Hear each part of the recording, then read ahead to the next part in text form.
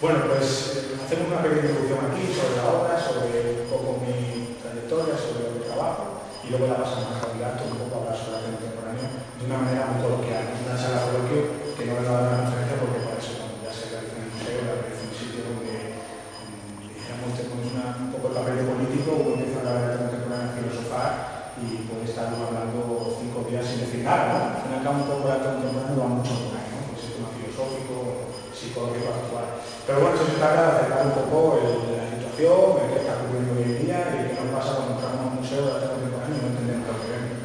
Y la pregunta de qué es esto, ¿no? ¿Esto qué es? ¿Esto qué es? Quizás tenemos que empezar a forzarnos y crear esa situación, esa sensación de abrirnos un poco a las obras, ¿no? Encontrar, mirar, pues como no hay nada colgado, todo el mundo viene a la exposición y pero no es un cuadro.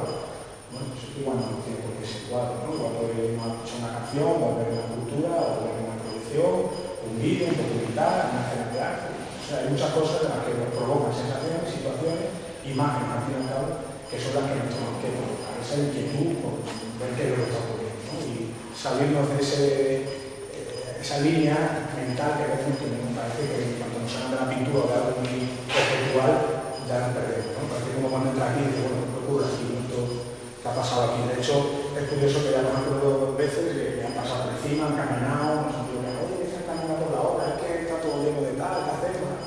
Bueno, pues son situaciones que quizás estén expuestas un poco a eso. No es lo que busco en este caso, porque lo que busco es otro tipo de situación, pero sí podría ser pues algo como que la obra ha convivido con el espectador ha creído conveniente que tenía que pasar por encima, y en esta obra lo puede hacer, lo que no puede hacer es de las meninas, ¿no?